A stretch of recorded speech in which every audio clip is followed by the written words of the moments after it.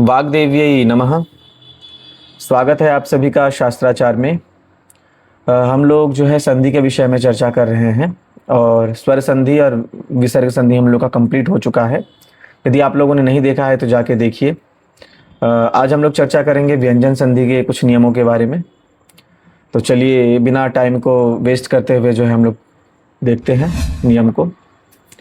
तो आज का जो नियम है वो है श्चुत्व। हम लोग देखते हैं नियम को। तो आज का जो नियम है वो है श्चुत्व संधि, है ना। श्चुत्व संधि, इसका सूत्र देखिए यहाँ पे लिखा हुआ है स्तोश्चुनाश्चुः।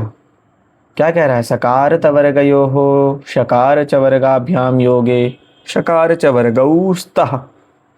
क्या कह रहा है कि सकार तवर्गयोः यानी दंत स और तवर्ग। तवर्ग में कौन कौन से वर्ण आते हैं? त थ द ध न, है ना। तो इन वर्णों का यदि शकार चवर्गाभ्याम तालव्य श और चवर्ग से मेल हो, च छ ज झ य से अगर योग यानी संधि हो रही हो तो शकार चवर्गौ स्तः। तो क्या हो जाएगा? तालव्य श मतलब दंत स को तालव्य श हो जाएगा, और यदि तवर्ग में से कोई वर्ण हो तो उसका चवर्ग से हो जाएगा, चवर्ग में से कोई वर्ण हो जाएगा। जैसे चलिए उदाहरण के साथ देखते हैं। यहाँ पे लिखा हुआ है रामश्चेते रामश्चिनोति सच्चित, है ना, सार्ंगिंजय, है ना, सार्ंगिंजय।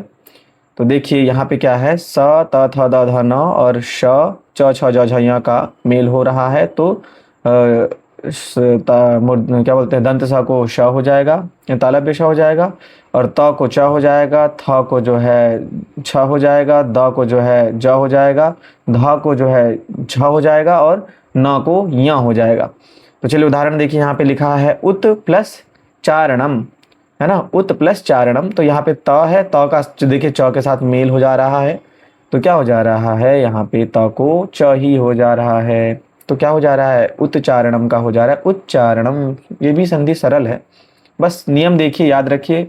एग्जाम में आए तो आप लोग जो है आराम से कर। यहाँ पे देखिए, यहाँ पे है उत प्लस ज्वलः। क्या है? उत प्लस ज्वलः। तो देखिए ऊपर जो था वहाँ पे उत प्लस चारणम था, तो च वर आगे च था तो च हो गया था। अब यहाँ पे ज है तो यहाँ पे त का ज हो जाएगा। तो क्या हो जाएगा? उत प्लस ज्वलः उज्ज्वलः, है ना। ऐसे यहाँ पे देखिए रामस प्लस शेते। तो यहाँ पे स का जो है श के साथ मेल हो रहा है। तो क्या हो जाएगा? तालव्य श हो जाएगा। तो बन जाएगा रामस शेते, है ना। सिंपल सा उदाहरण है, बहुत ही सरल है। चलिए आगे देखते हैं। आगे है ष्टुत्व संधि। ये भी सरल ही है। तो जैसे वहाँ पे था कि सकार तवर्गयोः शकार चवर्गाभ्याम योगे शकार तवर्गौ चवर्गौ स्तः। तो यहाँ पे क्या बोल रहा है? स्तोष्टुना योगे ष्टुः स्यात्। कि स्तोः यानी सकार और तवर्ग का, यदि वहाँ पे क्या था? वहाँ तालव्य श था, तो यहाँ पे मूर्धन्य श है। देखिए तो यहाँ पे मूर्धन्य श और टवर्ग के साथ, है ना, टवर्ग के साथ मेल हो तो यहाँ पे श और टवर्ग हो जाएगा। क्या हो जाएगा? श और टवर्ग हो जाएगा। तो ट ठ ड ढ ण हो जाएगा। तो देखिए यहाँ पे क्या है? उत्कृष्ट प्लस तः, उत्कृष्ट प्लस तः। तो क्या बन जाएगा? उत्कृष्टः, है ना। तो श और त मिलके क्या हो जाएगा? त के जगह पे ट हो जाएगा, तो उत्कृष्टः, है ना। वैसे ही पृष प्लस थम। क्या है? पृष प्लस थम। तो यहाँ पे श और थ, तो तवर्ग का क्या हो जाएगा? टवर्ग हो जाएगा, है ना। तो यहाँ पे थ है, तो थ कौन से नंबर का है? तो त थ। तो वैसे ही यहाँ पे जो है दूसरे नंबर का हो जाएगा ट और ठ। तो क्या हो जाएगा?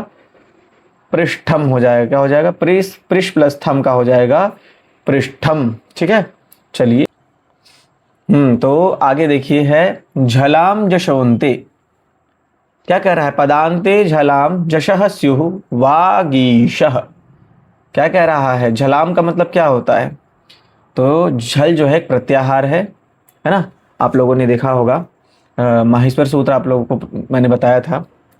तो माहेश्वर सूत्र में देखिएगा कि झ से लेकर के ल वर्ण तक कौन कौन से वर्ण आते हैं। तो झ से लेकर के देखिए कौन से? झ भ घ ढ ध ज ब ग ड द ख फ छ ठ त छ ट त व क प श श श ह, है ना। तो ये क्या बोलते हैं, झल में ये सारे वर्ण आते हैं। तो ये वर्ग के प्रथम, द्वितीय, तृतीय और चतुर्थ वर्ण आ जाते हैं और ऊष्म वर्ण जो है वो झल प्रत्याहार में आते हैं।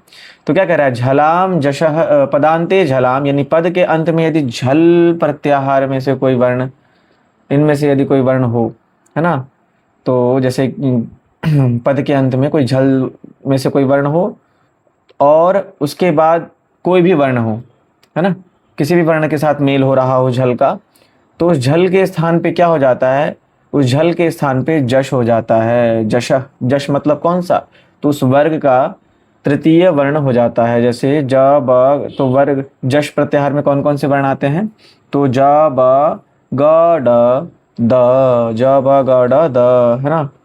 यहाँ पे ज ब ग ड द, ज ब ग ड द। जैसे देखिए यहाँ पे उदाहरण के साथ समझते हैं। तो जैसे यहाँ वाक प्लस ईशः, तो वाक ये क्या है, ये वर्ग का प्रथम वर्ण है ना। तो वर्ग का प्रथम वर्ण के साथ ईशः का ई से मेल हो रहा है, तो वाक प्लस ईशः क्या बन जाएगा, वागीशः। तो क्या हो जा रहा है, उस वर्ग का तृतीय वर्ण यानी जश हो जा रहा है। तो क ख ग, है ना, तीसरा वर्ण कौन सा है, ग है।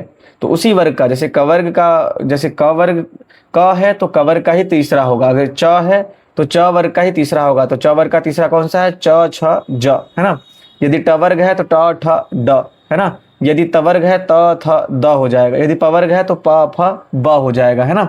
तो यहाँ पे जश संधि में क्या है कि यदि झल वर्ण में से कोई वर्ण हो और उसके बाद यदि कोई भी वर्ण हो तो क्या हो जाएगा, तो उसको जश हो जाएगा, वर्ग का तृतीय वर्ण हो जाएगा। ये भी सरल है, बस देखने वाली बात है। तो देखिए यहाँ पे है अच प्लस अंतः, है ना। तो यहाँ पे क्या है, यहाँ चवर्ग का है तो चवर्ग का तीसरा क्या होगा, ज, तो क्या हो जाएगा अजंतः। वैसे ही तत् प्लस रूपम, तो ये भी देखिए यहाँ पे तवर्ग है तो तवर्ग का तीसरा क्या है, तो द है तो तद रूपम हो जाएगा। यहाँ पे प है तो पवर्ग का तीसरा क्या है, तो ब है तो अप प्लस जम, तो क्या हो जाएगा अबजम। वैसे ही दिक प्लस अंबरः, तो कवर्ग का तीसरा वर्ण क्या है, तो ग है तो दिगंबरः। बहुत आसान संधि है और ये सारे शब्द तो एग्जाम में पूछे ही जाते हैं, चाहे वो 10वीं का एग्जाम हो, है ना, चाहे वो ग्रेजुएशन लेवल का कोई एग्जाम हो, चाहे वो सीटेट हो, चाहे वो जेआरएफ हो, है ना, कोई भी एग्जाम हो, चाहे कोई भी कंपटीशन एग्जाम हो, उन सब में ये सब उदाहरण पूछे ही जाते हैं। तो आप सभी इसको देख लीजिएगा, बहुत सरल है, बस नियम याद होना चाहिए, अपने आप देख के आप लोग टिक लगा देंगे, ठीक है ना। तो आज के लिए इतना ही रखते हैं। आज हम लोगों ने व्यंजन संधि के 3 नियमों को देखा। आने वाले वीडियो में हम अन्य नियमों को देखेंगे। तो यदि थोड़ा बहुत भी पसंद आया हो वीडियो तो कृपया लाइक करिए, सब्सक्राइब करिए। इसमें कुछ और ऐड ऑन करना हो तो मुझे कमेंट करके बताइए, है ना। तब तक के लिए आप सभी लोग धन्यवाद।